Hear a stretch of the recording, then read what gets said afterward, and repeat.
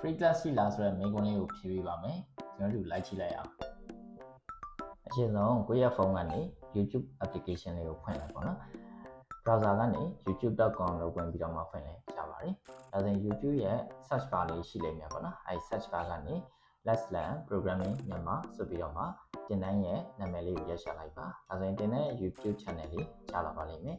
အဲ့ဒီကိုဝင်လိုက်မယ်ပေါ့နော်ဒါဝင်လိုက်ပြီးဆိုတာနဲ့တင်တန်းကတင်ထားတဲ့ဗီဒီယိုလေးတွေကိုတွေ့ရပါလိမ့်မယ်ဒါအဲ့ဒီဗီဒီယိုလေးတွေကိုဘယ်လိုကြည့်ပြီးတော့မှ free course ဒါမှမဟုတ် free class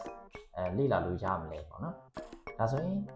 ဒီ playlist လေးနဲ့စုပေးထားပါတယ်ဒီ playlist ဒါမှမဟုတ်ဒီ course page ကနေ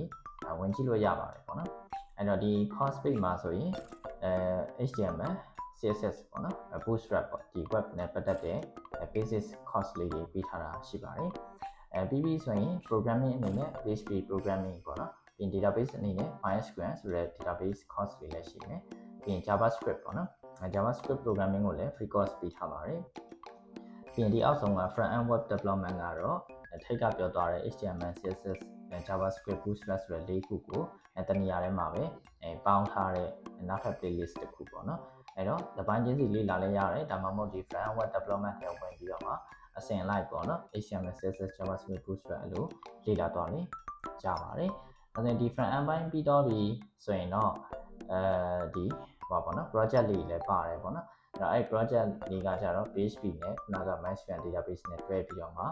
လောက်ရတယ် project လေးပေါ့နော်အဲ့တော့အဲ့ဒါတွေကကျတော့ backend ပိုင်းဖြစ်သွားပါမယ်ဒါဆိုရင် backend ပိုင်းနဲ့ပတ်သက်ပြီးတော့မှလည်း free course ပေးထားလေးလည်းရှိပါတယ်ပေါ့နော်အဲ့တော့အရင်ဆုံး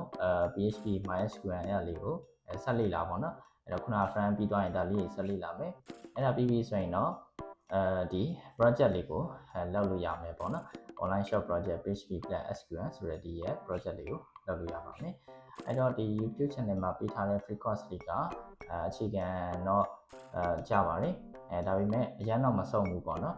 ဆိုတော့ဒီသင်တန်းမှာတင်နေတဲ့ဒီ paid course လောက်တော့ဆုံးမှာမဟုတ်ပါဘူး project တွေလည်းအများကြီးပါမှာမဟုတ်ဘူးပေါ့နော်ဆိုတော့ပို့ပြီးတော့မှအသေးစိတ်ကြပေါ့နော်ထဲထဲဝင်ဝင်လေ့လာခြင်းနဲ့ဆိုရင်တော့ paid course လေးတွေကိုလာပြီးတော့တက်ရောက်နိုင်ပါတယ်